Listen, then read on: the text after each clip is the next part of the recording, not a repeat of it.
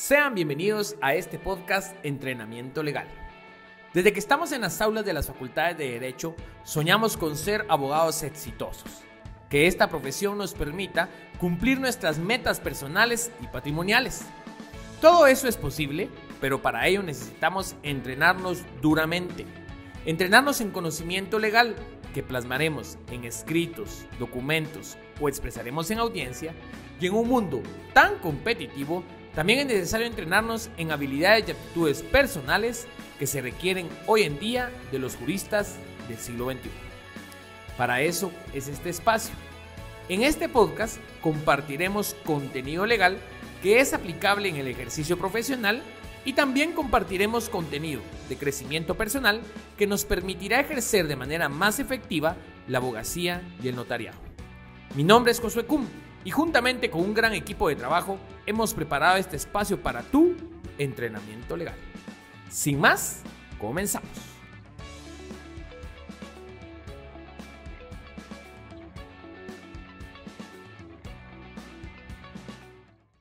Sean todos bienvenidos a este su podcast Entrenamiento Legal.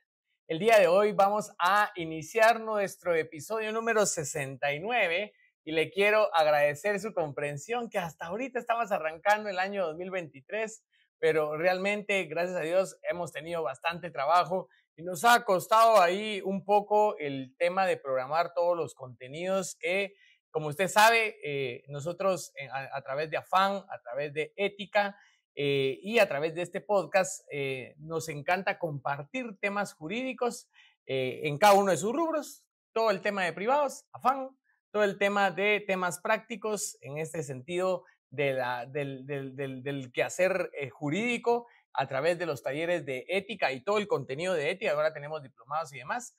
Y este podcast es algo misceláneo, ¿verdad? Temas que son interesantes, que son curiosos y también que nos ayudan al crecimiento jurídico. Y en ese orden de ideas, pues hemos creado todo un plan para que en este año 2023 usted pueda tener suficiente contenido para estudiar. Así que si no nos sigue todavía en alguna de las redes, en las tres, a través de las tres, voy a decir denominaciones, como es Afán, como es Ética y como es este podcast de entrenamiento legal. Vamos a estar compartiendo mucho contenido y espero que a usted le sea de gran crecimiento, sobre todo aprovechando el tiempo que a veces es algo muerto y que podemos aprovechar para aprender y aprender. Así que le tenía esa noticia, puede seguirme en mis redes sociales para ir viendo que vamos a estar publicando, porque vamos a publicar todas las semanas en distintos enfoques, según lo he explicado. Y con esto le quiero dar una buena y no tan buena noticia, tal vez, que la buena noticia es que a partir de ahorita ya empiezo a grabar de manera recurrente y periódica. La mala noticia es que la periodicidad va a ser cada 2 semanas. Vamos a publicar siempre los días lunes, pero una semana sí, otra semana no, una semana sí, una semana no, derivado de la carga entre las quehaceres laborales y demás. No quisiera comprometerme y que usted estuviera pendiente porque se debe mi respeto y yo estoy muy agradecido por el tiempo que nos presta. Así que queda debidamente notificado sin necesidad de acto posterior alguno, irán los jueces por ahí. Así que vamos a iniciar con estos episodios. Y le quiero compartir que el día de hoy vamos a compartir un tema sumamente interesante que nos llegan a preguntar mucho a nosotros los abogados e inclusive, como dicen por ahí, casa de herrero, cuchillo de palo, porque muchas veces nosotros usamos o tenemos la bendición de contar con algún trabajador doméstico, como son las personas que normalmente nos ayudan al quehacer de las casas, ¿verdad? De habitación. Y muchas veces ni siquiera nosotros nos hemos puesto a reflexionar qué prestaciones le debiera de pagar al trabajador doméstico. Y ese va a ser nuestro tema el día de hoy. ¿Qué prestaciones le debiera de pagar al trabajador doméstico? Y con algunas historias que le voy a compartir, hay cosas que el no contemplar esto y reflexionarlo debidamente nos deja fríos, ¿verdad? Así que comencemos con estas reflexiones y primero entendiendo de una manera muy clara quién es el trabajador doméstico.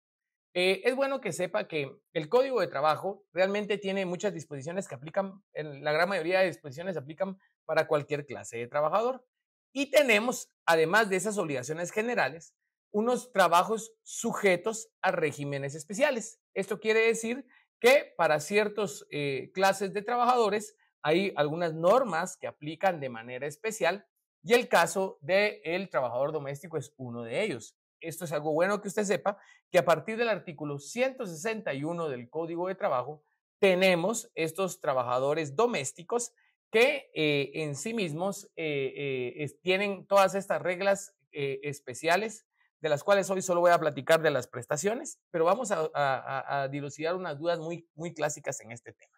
Así que esto, por supuesto que le aplican todas las normas generales en cuanto no contradigan estas normas especiales que regula del artículo 161 en adelante. O sea que eso también vale la pena que lo tengamos claro. Ahora, otra cuestión es entender quién es el trabajador doméstico. Y la ley, de una manera muy clara, nos define quién es el trabajador doméstico precisamente en el artículo 161, el cual procedo a darle lectura. Trabajadores domésticos son los que se dedican en forma habitual y continua a labores de aseos, asistencia y demás propias de un hogar o de otro sitio de residencia o habitación particular que no importen el lucro o negocio para el patrón. Esa es la definición. Entonces, palabras clave que le van a ayudar a usted a determinar quién es el trabajador doméstico. Labores de aseos, asistencia y demás propias de un hogar. Por ejemplo, lo que es clásicamente conocida por contexto social, lo que le llaman las muchachas, ¿verdad? En este caso, que son las personas que nos ayudan a los oficios domésticos como barrer, trapear, lavar la ropa, cocinar y demás. Si hubiera alguien que se dedica propiamente a la cocina, también por supuesto que sería trabajador doméstico. Inclusive, si alguien solo va a lavar y planchar, también pudiera ser considerado un trabajador doméstico. Tenemos también jardineros que pudieran ser alguna cuestión propia. Si llega de manera recurrente, tengo algunos clientes que tienen jardineros de manera permanente trabajando con ellos. En ese sentido, también son parte de trabajadores domésticos. Y aquí me ponía a pensar la vez pasada, hay una niñera, pues realmente creería yo que al contexto social, pues realmente ese tema de asistencia propia de un hogar, creo que también una niñera encajaría con voy a decir, definiciones de trabajador doméstico. Algo importante es que sean propias de un hogar, de una residencia o habitación particular, es decir, una casa de habitación, como donde usted vive y donde yo vivo, así como una casa de cualquier persona. Y algo importante, siempre que no importen el lucro o negocio. Entonces aquí ya empezamos a excluir, por ejemplo, si usted está en un emprendimiento y tiene un local y llega una persona a hacerle limpieza al local, ese ya no es un trabajador doméstico porque ya ese local importa un lucro a usted. Imagínese que yo tengo una barbería y contrato a una persona para que me esté barriendo el pelo y limpiando los baños y ayudando a lavar las toallas para que se laven el pelo y todas las asistencias propias, pero al ser una barbería algo de ente lucrativo, que importa lucro, esa persona no sería un trabajador doméstico. En ese orden de ideas, no es, aunque se dedique a labores de aseo y de asistencia, no es un trabajador doméstico porque presta su servicio en un lugar donde importa lucro. En ese orden de ideas, usted me dirá, mire, ¿y ese qué es? Entonces, un trabajador no sujeto a esto que vamos a platicar durante la presente presentación. Es como un presente episodio. Es un trabajador normal como cualquier otro trabajador que no le aplicarían por no estar encasillado en esta definición legal de trabajador doméstico estas disposiciones. Así que le aplicarían todo lo que no, todas las disposiciones normal de una relación de trabajo común, un contrato individual de trabajo, pero no específicamente estas normas. Así que con esto ya tenemos una idea clara del trabajador doméstico. Y entonces platiquemos un poco de las cosas que ocurren en la práctica profesional, ¿verdad? ¿Cuándo considerarlo un trabajador y cuándo no? ¿Verdad? ¿En qué sentido tenemos esto? Tenemos múltiples y variedades de circunstancias con esto. Por ejemplo, tenemos personas que viven con nosotros, trabajadores domésticos que viven con nosotros y van una vez al mes a su casa, salen los domingos y modalidad que duerme con nosotros. Tenemos modalidad que llega todos los días a un horario, de lunes a viernes, de lunes a sábado, en un horario establecido, ¿verdad? Como tal, normalmente pueden llegar de 8 a 5 o cuestiones así, como un contrato normal de 8 a 8 o cuestiones así. También hay otra modalidad que lleguen varios días por semana. Y entonces aquí es donde las personas, en las primeras dos modalidades, cuando duermen con usted en la misma casa o bien cuando llegan prácticamente toda la semana, creo que es indudable su naturaleza de trabajadores. Ahora las personas me empiezan a preguntar, mire, ¿y si llega todos los días mediodía? Vamos a hablar de este tema. Si llega todos los días mediodía, algo importante es que cualquiera me dirá, mire, que ese es un contrato a tiempo parcial. Y efectivamente lo sería si lo plasmamos por escrito.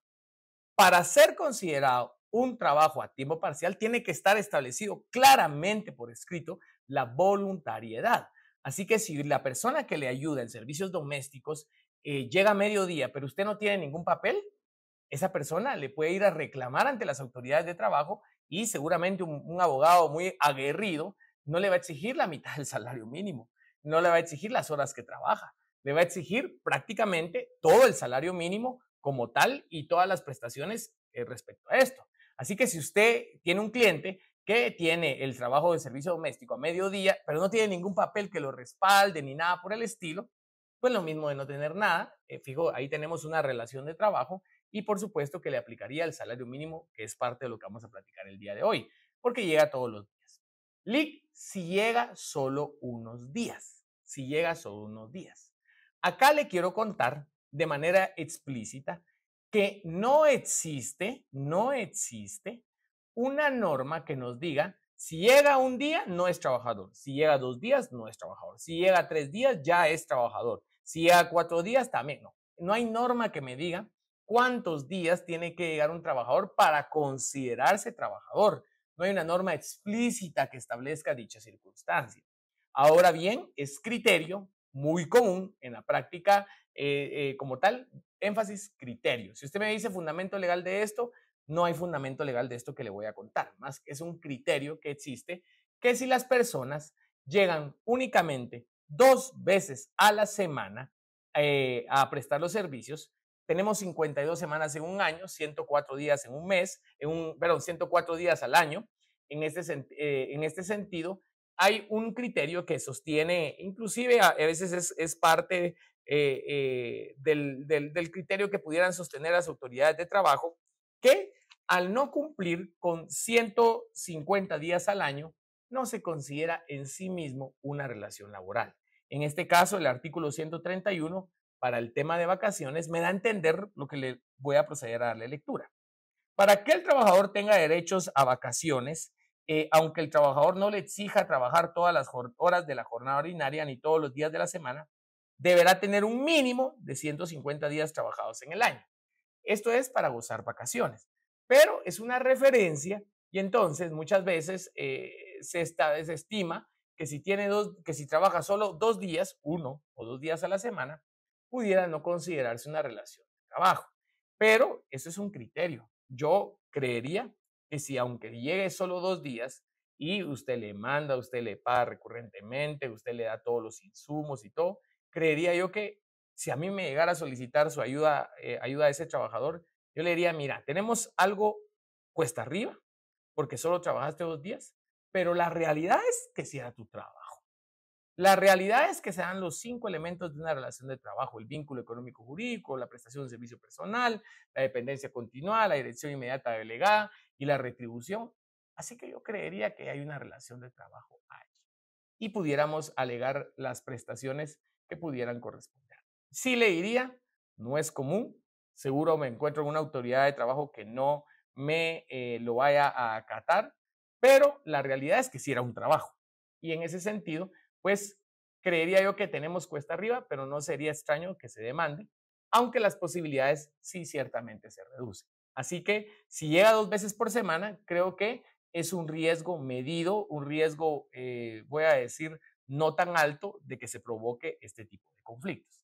Ahora, si llega 3 días o más, ya no tendría este argumento, por lo tanto, el riesgo acrecenta. Así que de 3, 4, 5, 6 días o lo demás, hace un riesgo que se me considera un trabajador pleno de contrato de trabajo. Así que las personas que trabajan por día, si llegan 3 días o más, pues yo creería que ya tiene una alerta naranja, y si lleva 4 días o más, pues más naranja. Si llega a 5 días, yo creería que ahí la alerta es roja. Ese es un trabajador, pues no, a todas luces, aunque llegue tan solo medio día. Y entonces, como normalmente lo que me he topado es que nadie documenta este tipo de trabajos, y esto tiene una relación. ¿Por qué? Porque realmente el artículo, el Código de Trabajo me establece cuatro maneras o cuatro incisos, 4 casos en donde se puede celebrar contrato verbal. Y el artículo 27, el inciso B, me dice que el servicio doméstico es uno de ellos. Lo que sí le digo es lo siguiente: si usted tiene un trabajador a servicio doméstico de tiempo completo, usted sí puede celebrar legalmente un contrato verbal. Usted no lo sabía, pero se lo comparto. Aun cuando celebre contrato verbal, usted tendría que tener una tarjeta constancia que le establezca la fecha de inicio de relación laboral, la remuneración pactada y al final de cada periodo de pago cuántos días o jornadas trabajó. Así lo regula el 27 último párrafo, que le procedo a leer de manera muy ágil.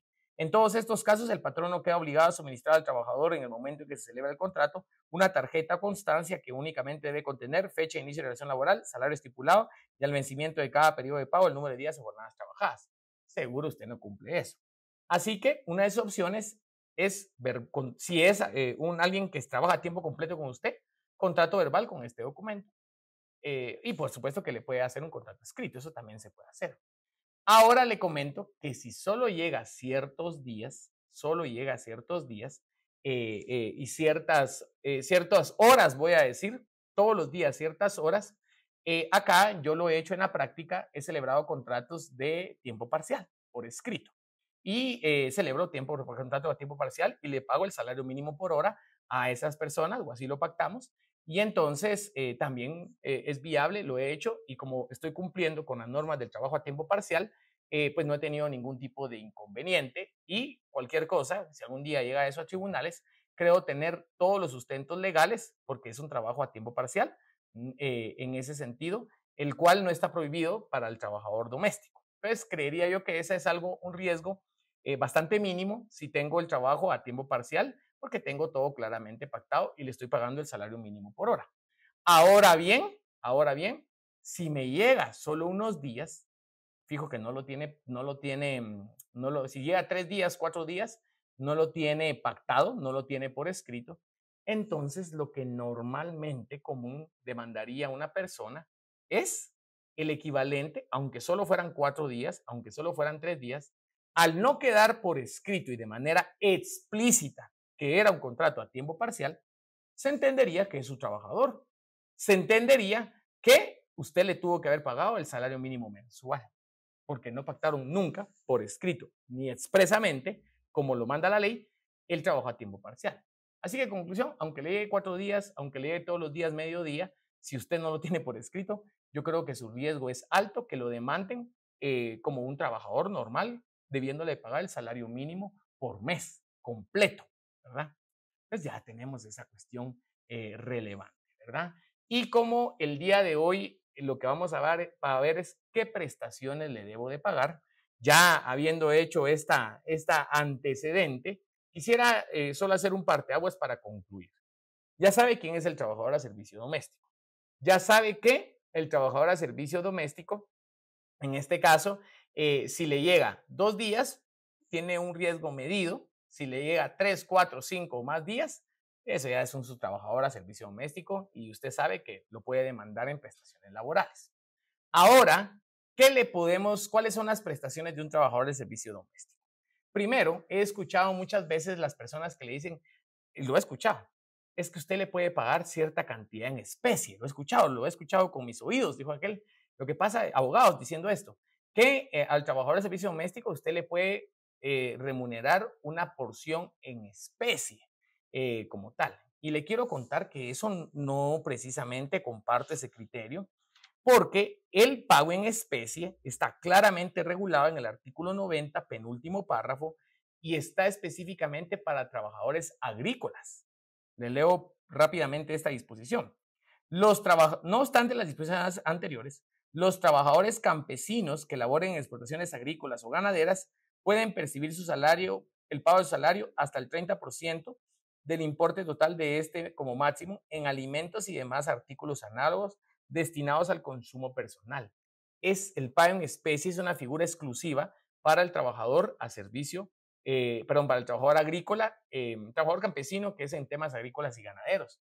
En ese sentido, la ley no me permite pagar al trabajador del servicio doméstico parte en especie.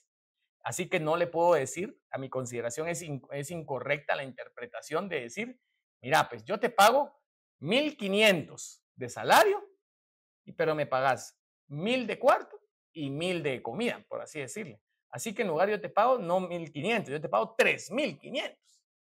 Eso no sería correcto. Es más, vea lo que establece el Código de Trabajo en su artículo número 162. Salvo pacto en contrario, la retribución de los trabajadores domésticos comprende, además del pago en dinero, el suministro de habitación y manutención. En este caso, muchos dirán con mente de abogado, salvo pacto en contrario, me dice, la retribución, además del dinero, debe comprender la habitación y manutención. Entonces, algún abogado que quisiera tomar ventaja de esto, uno dice, pero es que ahí hay un salvo pacto en contrario. Y ese salvo pacto en contrario nos quiere decir que yo sí pudiera pactar parte del salario en manutención y habitación. Pero acá le quiero contar que toda interpretación del código debe de ser en atención a lo más favorable a los trabajadores. ¿Y cómo se pudiera interpretar ese salvo pacto en contrario? La retribución del trabajador doméstico, además del dinero, de la remuneración en dinero, además del salario mínimo que usted le debiera pagar, ya sea por hora o ya sea mensual, completo, además de ese salario mínimo como tal, usted le debe de dar manutención y habitación, salvo que pacten que él vaya a dormir a su casa, salvo que pacten que él vaya a comer a su casa. Ese es el pacto en contrario. Que salvo que pacten, por ejemplo, cuando las personas llegan todos los días en la mañana y se van todos los días en la tarde, usted no les está dando habitación, porque así lo pactaron en contrario. Pero si no hay un pacto en contrario, usted tiene la obligación no solo de suministrarle su salario en dinero, en efectivo, en dinero en efectivo, sino además va a comprender la habitación y la manutención.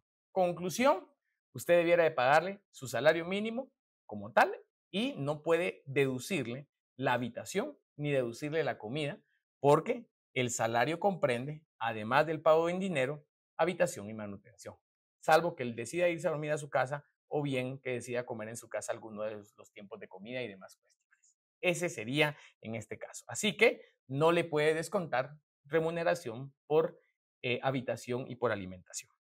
Muy bien, y entonces ahora en este orden de ideas, ¿le debo de pagar el salario mínimo? Por supuesto, el artículo 91 del Código de Trabajo establece el monto del salario deberá ser determinado por patronos y trabajadores, pero no puede ser inferior al que se fije como no mínimo de acuerdo al capítulo siguiente. ¿Qué significa esta circunstancia? Que usted al trabajador doméstico le tiene que pagar el salario mínimo, el salario mínimo. Ali, pero el salario mínimo serán como 3,300 que, pues así es. Si a usted le trabaja, ya sea que se queda dormido en su casa, porque le trabaja toda la jornada o llega todos los días, en ese sentido, a una jornada a tiempo completo, debiera de pagar el salario mínimo, que son, por decirlo en la cuestión, los 3,300 en este orden de ideas. Así que se debe pagar el salario mínimo. Aquí le voy a contar una de las casos que lo dejan a uno frío. Que hubo un caso en donde una persona que estaba lisiada, no podía, se manejaba en silla de ruedas, tenía que contratar a alguien para que la cuidara, que era en este caso su trabajadora doméstica y le brindaba acompañamiento y la ayudaba por su situación. Para no ponerse a la larga, estuvo muchísimo tiempo así, trabajaron juntas. Al final de cuentas, la persona que era la patrona, que era la dueña de la casa y que estaba en silla de ruedas, se amargaba mucho y se puso muy enojada y despidió de mala forma a la trabajadora. La trabajadora fue a asesorarse y le dijeron, mira, ¿cuánto te pagaban? Imagínese usted, 1.500. Ah, ¿y vos te quedabas a dormir así? Sí. ¿Estabas a tiempo completo? Pues sí, yo me quedaba a dormir ahí. Ah, bueno. Entonces, pedí tu ajuste al salario mínimo de todos estos años. ¿Qué quiere decir? Si ganabas 1.500, ella te tuvo que pagar 3.000, así que te ajuste lo que falta por 12 meses, por 10 años, imagínese usted, o algo así. Y entonces, todo eso lo reclamó. ¿Te pagaba bono 14? No. ¿Aguinaldo? No. ¿Te dio vacaciones? No. Ah, bueno. Entonces, todo eso reclama. Para no ponerle a larga, por supuesto que presentó la demanda, por supuesto que tenía derecho a hacerlo, por supuesto que tenía todo el derecho de su lado, el derecho me refiero a las normas como tal, y le ganó el juicio. La cosa es de que le embargó la casa donde vivían y como la señora no pudo pagarle el efectivo, que fue condenada a pagar, la que estaba lisiada en general, que era la patrona, la expatrona no tenía dinero para pagar eso. Como le embargó la casa, la escrituraron a nombre de la trabajadora y la lanzaron y se quedó sin casa la otra señora. Esto derivado de que se vuelven unas demandas increíbles. Y muchas personas me han contactado a mi oficina profesional en ese sentido de cuando se enojan y van a despedir a las empleadas domésticas y entonces cuando ya se van a asesorar ellas, van requiriendo este ajuste al salario mínimo y todo. Y entonces, pues ya le cuento que debe de pagarse el salario mínimo y es ahí donde para mí la alternativa que yo uso, que es el trabajo a tiempo parcial, no me alcanzan los centavitos para pagar a tiempo completo y sin riesgo legal, pues en ese sentido, pues así lo hago. Y lo que hacen muchas personas es que, como solo le alcanza para pagar 1.500, por así decirle, en general, pues así lo paga, ¿verdad? Y cuando ya se van a retirar las personas, aún se retiren mediante despido y todo, pues hay que intentar que no se vayan peleando tanto, porque si les asesoran, nos van a demandar y de verdad que es recurrente el que reclamen todas sus prestaciones laborales y ya les estoy comentando que tienen derecho a hacerlo. Ahora, ¿cuánto le puede requerir de horario? Esto es importante. Para el servicio doméstico hay un horario específico y el artículo 164 no lo establece. El trabajo doméstico no está sujeto a horario ni a las limitaciones de la jornada de trabajo. Tampoco le son aplicables los artículos 126 y 127. Eso le quiero contar, que en general el servicio doméstico en esencia, no está sujeto a horario. En esencia, no está sujeto a horario. Lo único que tiene que gozar es de un descanso absoluto y mínimo obligatorio de 10 horas diarias, 8 nocturnas y continuas y 2 de descanso y 2 que deben destinarse a las comidas. Y los días domingos deben disfrutar 6 horas adicionales. ¿Qué quiere decir? Imaginémonos que la trabajadora duerme en nuestra casa o el trabajador duerme en nuestra casa, pues tiene que tener 10 horas de descanso diarias y 6 extras el domingo. De las 10 horas de descanso diarias, 8 tienen que ser nocturnas y 2 para las comidas. Así que usted puede decir, hagamos de cuenta que somos muy, muy cumplidores de este horario, le puedo decir, mira, te vas a ir a dormir a las 10 de la noche, te vas a levantar a las 6 de la mañana, ahí están las 8 horas nocturnas, ¿verdad? Y continuas, y vas a tener por cada comida 45 minutos. Así que al final eso suma más de 2 horas, por lo tanto le estoy cumpliendo sus garantías mínimas. Así que eso sería un horario permisible. Y los días domingo, además de esto que te estoy contando, tenés que tener 6 horas adicionales. Y entonces usted le dice, por así decirle, te vas a ir de 8 de la mañana a 4 de la tarde, por decirle una cuestión. Y entonces ahí supera las 6 horas que tiene de descanso adicional los días domingo. Eso sí, la ley dice domingo, ¿verdad? En ese orden de ideas, ese sería el horario. Cuando usted se mete a una caja de trabajador a tiempo parcial, allá no aplicaría esta norma, ¿verdad? Que aquí es donde puede empezar a ser un poco discutible, ¿verdad? Pero mi consideración e interpretación es que media vez cumpla todas las normas relativas al trabajo a tiempo parcial, pues no es en ningún momento reducirle las garantías mínimas. Al contrario, creo que sería aumentarle las garantías mínimas el contratar a una persona de estas en trabajo a tiempo parcial. Entonces, si ya lo sujeto a un horario, ese horario tengo que cumplir. E inclusive, si yo le pongo un horario y se queda más tiempo, ese puede ser, debiera de remunerarlo en conciencia, ¿verdad? Como salario extraordinario. Si yo le digo que te quedas de 8 a 12 y un día le hago quedarse a 2 de la tarde, esas 2 horas adicionales deben ser pagadas como salario extraordinario como tal, ¿verdad? Así que respecto al horario, no están sujetos a horario, 8 horas de descanso continuas y nocturnas, 2 horas para las comidas, 6 horas más el domingo. Eso es si le pago el salario mínimo mensual. Si se mete al tema de trabajo a tiempo parcial, pues debiera de cumplir el horario que pacten y que usted efectivamente le remunere.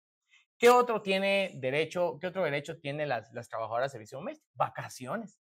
¿De cuánto? De 15 días. 15 días, por supuesto, vacaciones de 15 días. Y tiene su derecho cada año a 15 días de vacaciones, las cuales usted, por supuesto, que le tiene que remunerar. No es como quien dice, va, pues te vas a ir para tu casa y ahí nos vemos y esa quincena no te la pago. Por supuesto que no. Esas son vacaciones remuneradas que deben de realizar, ¿verdad?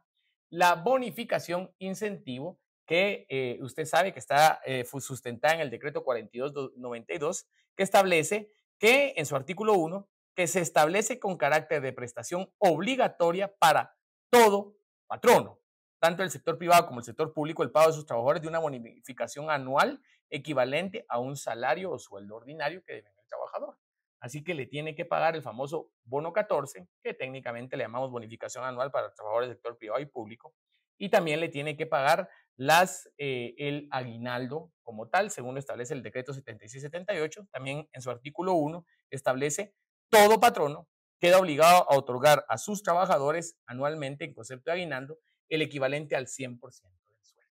Así que salario mínimo, vacaciones, aguinaldo, bono 14 como tal, esas serían prestaciones irrenunciables y por supuesto en caso de despido, en caso de despido injustificado, pues debe de pagarle una indemnización.